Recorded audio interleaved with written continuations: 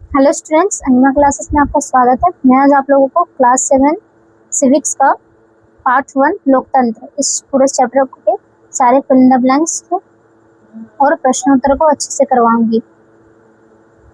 अगर आपको इस चैप्टर का क्लास नोट्स या फिर लेक्चर वीडियो चाहिए तो आप मेरे अनिमा क्लासेस में आपको मिल जाएगा। इसलिए अनिमा क्लासेस को सब्सक्राइब कीजिए, फिर आप सर्च कीजिएगा तो आपको सारा कुछ आ जाएगा। ठीक है, इसके साथ साथ मैं आपको बता दे रही हूँ कि क्लास 6 से लेकर 12 तक के जितने भी स्टूडेंट्स हैं उन लोगों का हर एक सब्जेक्ट का, चाहे वो हिंदी हो, इंग्लिश हो, सोशल साइंस हो, साइंस हो या फिर मैथ हो, हर एक सब्जेक्ट का आपको हर एक चैप्टर का लेक्चर वीडियो, नोट्स वीडियो और यहाँ तक कि प्रश्नोत्तर वीडियो अनिमा क्लासेस में मिल जाएगा बहुत अच्छे से।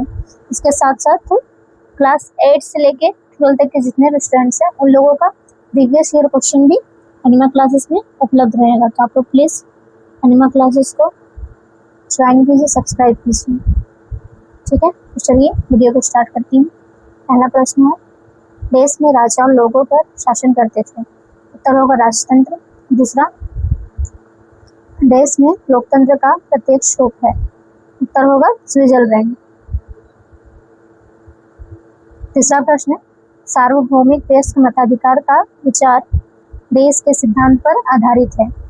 तो उत्तर हो जाएगा समानता।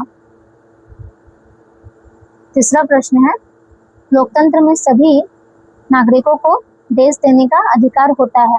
उत्तर होगा मत देने का। पांचवा प्रश्न है, जनता मतदान करके सरकार का चयन करती है।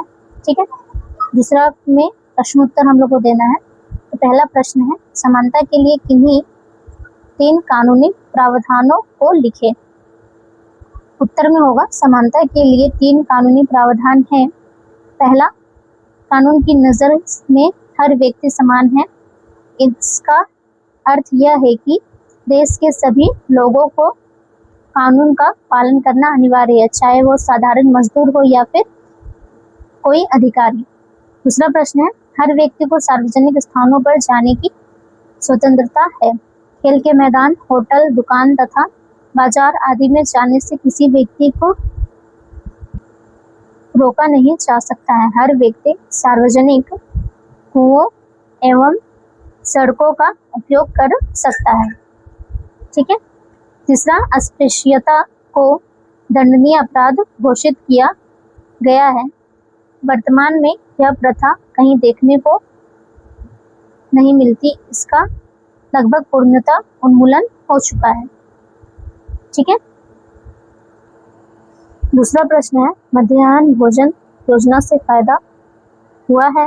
उत्तर होगा मध्याह्न भोजन योजना से फायदा, जैसे विद्यालयों में गरीब बच्चों के नामांकन दर में बढ़ोतरी हुई, विद्यालय में उनको ठहराव होने लगा, दोपहर को अपने बच्चों को खाना खिलाने के लिए काम छोड़कर घर आने वाली माताओं को इससे काफी राहत मिली। तीसरा प्रश्न है, नागरिक अधिकार योजना आंदोलन क्या है। उत्तर होगा इस अधिकार के फलस्वरूप 1964 ईस्वी में अमेरिका में एक कानून बना जिसे नागरिक अधिकार आंदोलन कहा जाता है। इस कानून के तहत नस्ल, धर्म और राष्ट्रीय मूल के आधार पर भेदभाव को निषेध कर दिया। चौथा प्रश्न है, संविधान के प्रावधान समानता की स्थापना करते हैं, फिर भी समाज में असमानता क्यों व्याप्त है। उत्तर होगा भारत में सामाजिक जीवन के कुछ क्षेत्रों में असमानता भी अभी भी मौजूद है। भारत में अनेक ऐसे लोग हैं जिनके दैनिक जीवन एवं कार्य करने की स्थितियों में समानता नहीं मिलती। कई ऐसी स्त्री, पुरुष और बच्चे मिल जाएंगे जो सड़कों के किनारे प्लास्टिक के टुकड़े या कुछ इस प्रकार की वस्तुओं को चुनते हैं। ट्रेनों में अवैध रूप से झाड़ू लगाते बच्चों को देखा जा सकता है। प्रायः इनके साथ उचित व्यवहार भी ठीक से नहीं किया जाता। निर्धन होने से अतिरिक्त भारत में लोगों को अन्य अनेक कारणों से भी असमानता का सामना करना पड़ता है। ऐसे ही एक समानता का आधार है जाति व्यवस्था। आप सोच सकते हैं कि जातिगत पहचान गांवों में ही होती है। शहर के लोग जातिगत व्यवस्था पर विश्वास नहीं करते। उच्च शिक्षा प्राप्त शहरी भारतीय के दिमाग में भी जाति अत्यधिक महत्वपूर्ण है। तीसरा प्रश्न है, सार्वभौमिक वयस्क मताधिकार क्या है? उत्तर होगा, लोकतंत्र की सफलता इस बात पर निर्भर करती है कि सभी लोगों को मत देने का अधिकार है या नहीं। भारत जैसे लोकतांत्रिक देशों में वयस्क नागरिकों को मत देने का अधिकार प्राप्त है। इसे सार्वभौमिक वयस्क मताधिकार कहा जाता है। चौथा प्रश्न है, समाज में समानता लाने के लिए आप क्या सुझाव देना चाहेंगे? उत्तर होगा, समाज में समानता लाने के लिए हम निम्न सुझाव दे सकते हैं। पहला, भारतीय संविधान के अनुसार किसी भी व्यक्ति के साथ लिंग, धर्म, जाति तथा उसके शैक्षिक एवं आर्थिक स्तर के आधार पर किसी प्रकार का भेदभाव नहीं करना चाहिए। पांचवा प्रश्न है, भारत में अप्रत्यक्ष लोकतंत्र है, क्या आप इस कथन से सहमत हैं? अपने उत्तर के पक्ष में तर्क दें। उत्तर होगा, अप्रत्यक्ष लोकतंत्र में जनता मतदान के द्वारा अपने प्रतिनिधियों के माध्यमों से अपनी सरकार का चुनाव करती है।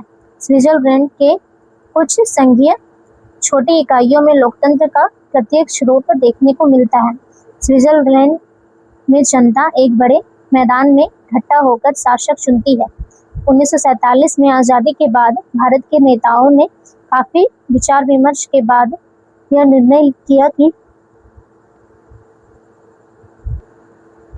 भारत के शासन की प्रणाली लोकतंत्र की होनी चाहिए।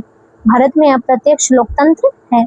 छठा प्रश्न है, आपके विद्यालय में गठित बाल संसद में किस तरह से लोकतांत्रिक प्रतिनिधित्व की प्रक्रिया का पालन किया जाता है? व्याख्या करें।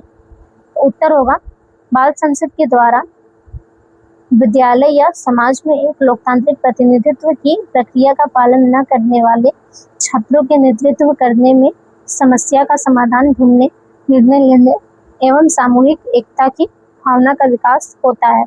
बाल संसद में प्रधानमंत्री समेत 11 मंत्री होती हैं। बाल संसद में अधिकतम संख्या 80 होती है, जो विद्यालय में नामांकित छात्रों को संख्या पर निर्भर करता है। तो आज मैं आप लोगों को सारे प्रश्न उत्तर करवा चुकी हूँ। आशा करती हूँ कि आपको मेरा वीडियो पसंद आया होगा। धन्यवाद।